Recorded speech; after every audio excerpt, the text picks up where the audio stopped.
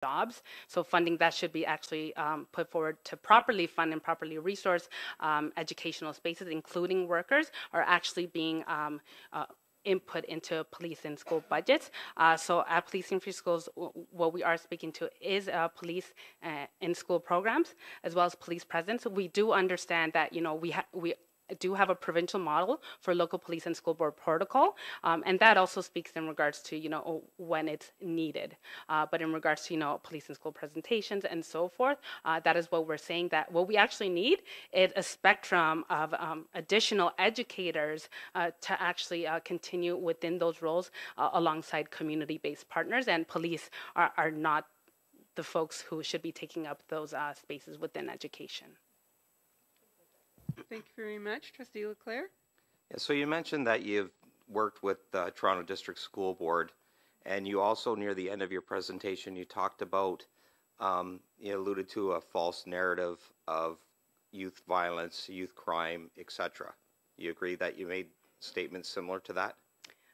No, what I made mention is in regards to the manufactured crises, due to the reality that elected governments actually have, you know, decades of research and evidence as to what actually creates healthy communities. So the headline that the Toronto District School Board could see record high numbers of violent incidents, that's inaccurate?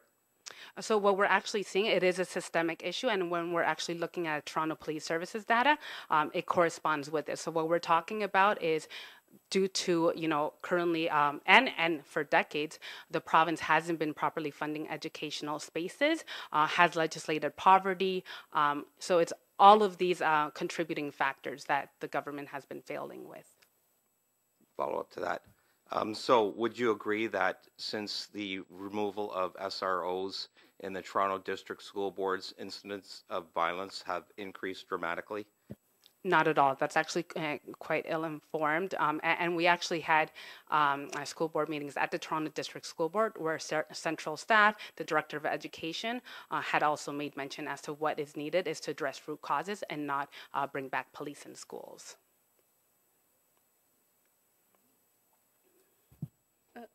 Trustee Armstrong?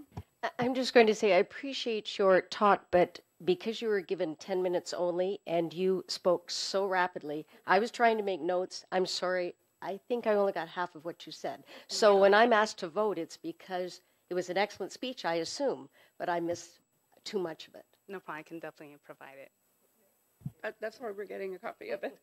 Okay. Awesome. Thank you. And our next delegation is Caitlin Ellsworth, also speaking on L1, the report on the police programs.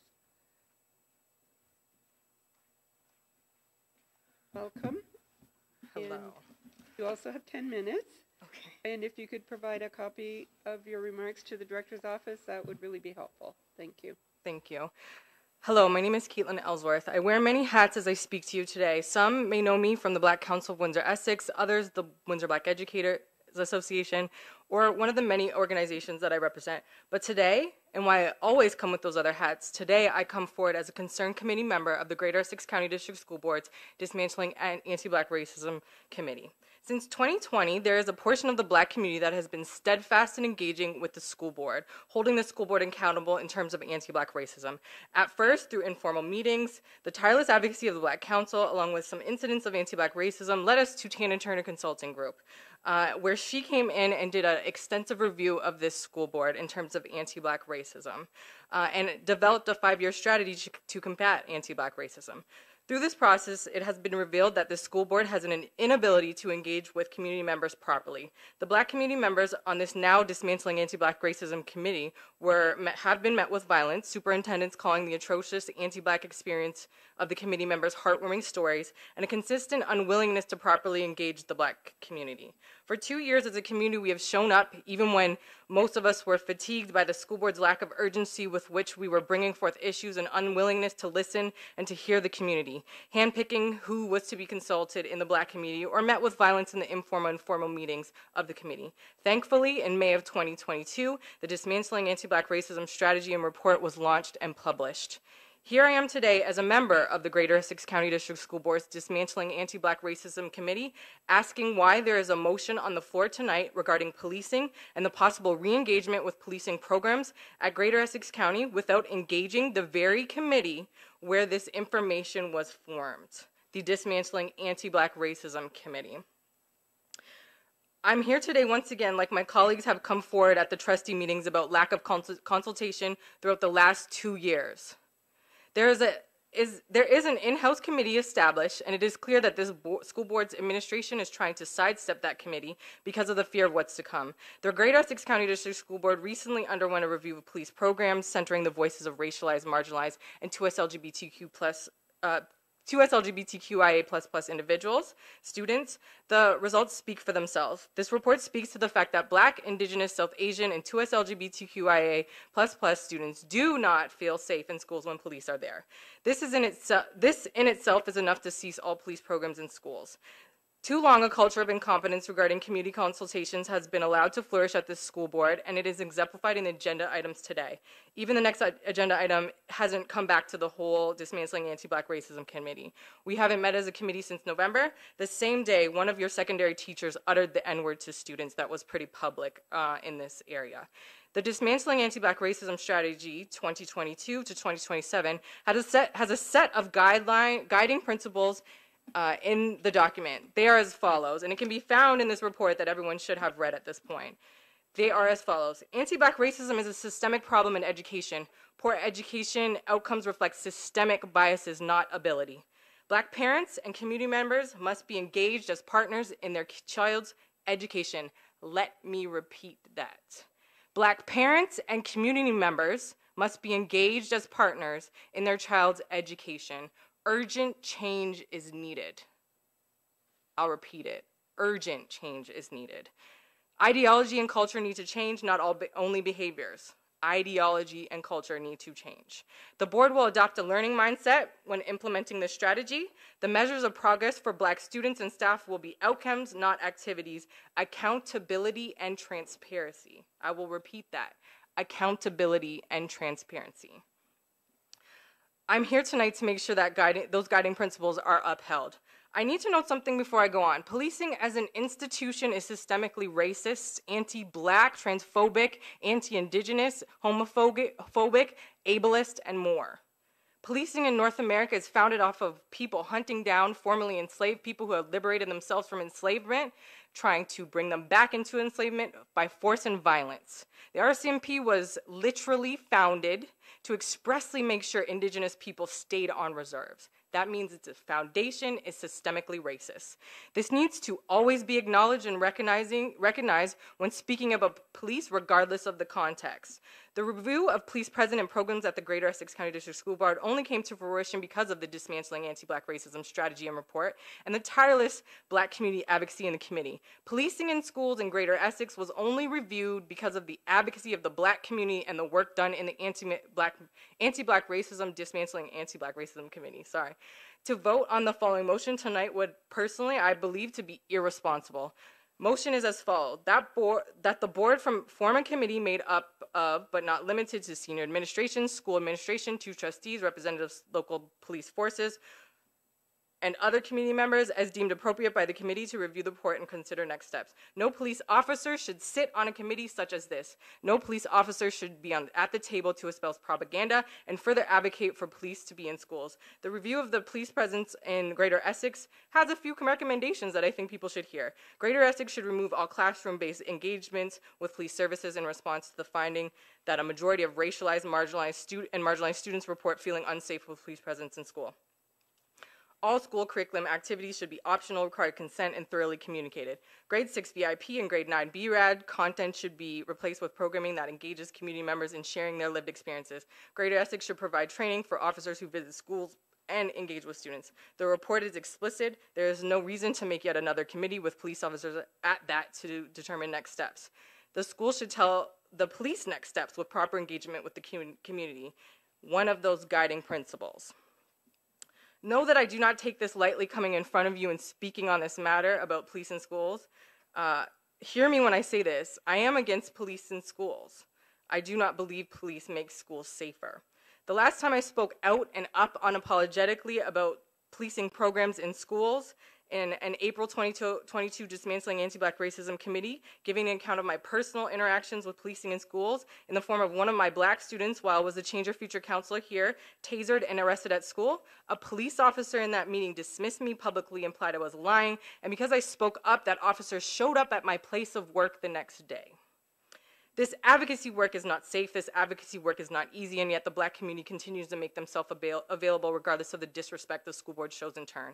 I urge the trustees to not even consider this motion, to understand that this is continued disrespect, to know that a proposed committee with police officers on it, even though the police report is explicit, would be furthering that blatant and systemic anti-black racism, transphobia, ableism, and discrimination against 2S LGBTQIA++ students who express statistically being the least safe in schools with police.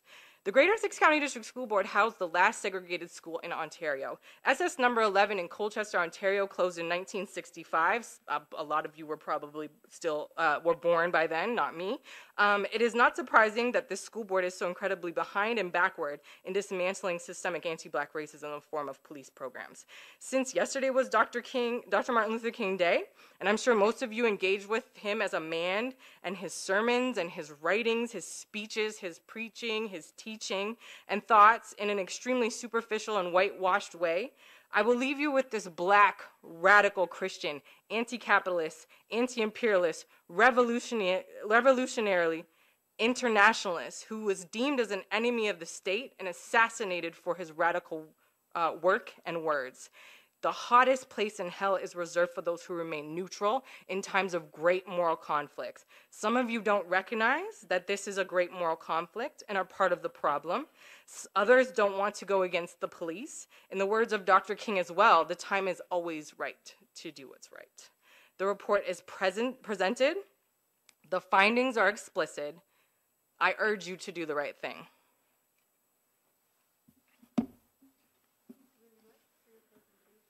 Sorry, thank you. Do we have any questions for clarification from trustees?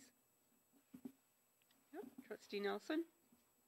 Thank you, Madam Chair. Thank you, Speaker.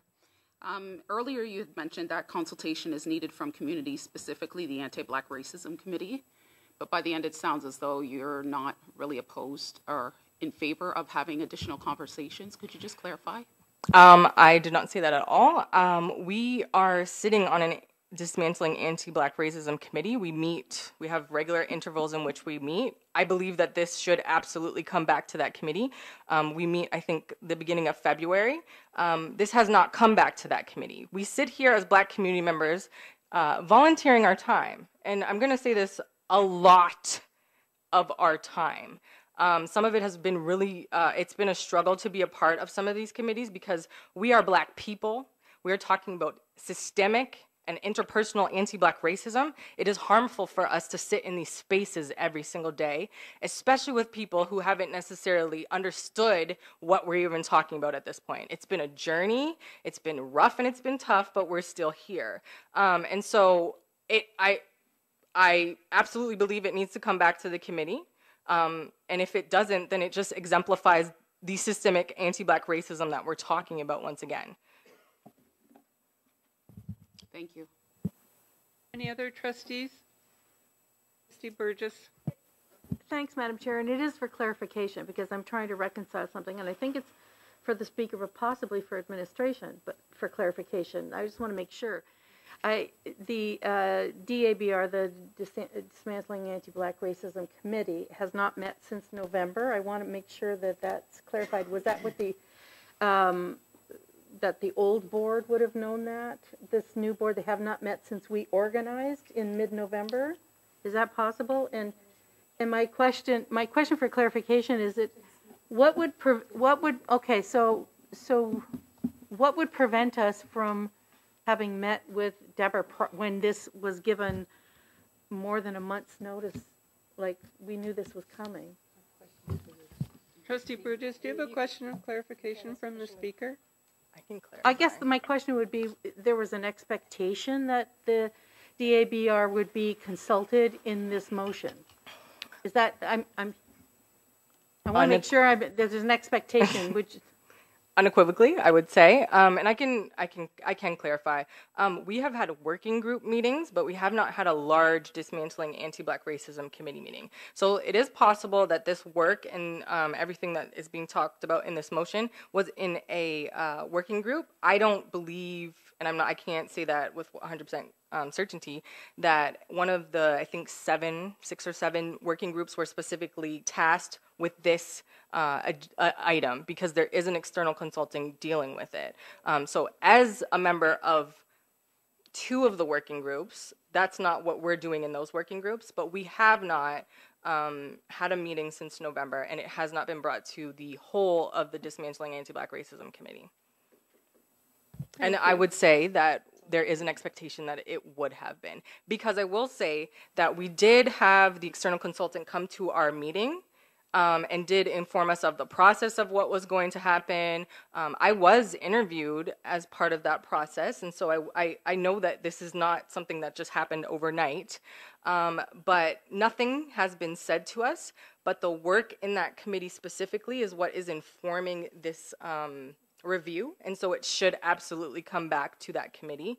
At least, first of all, I will say this wholeheartedly. I didn't even know this was on the agenda. I hadn't even heard anything about this. I happened upon it, and so I think that's also problematic, because there is ways of communicating outside of regular meetings with our committee. I had no clue, and I have surveyed a few, most of the committee members, and that is the truth. Thank you. Anyone else? Any other trustees? And thank you very much for your presentation, and if you could provide a copy to the director's office, thank you very much. So trustees will get that. Thank you.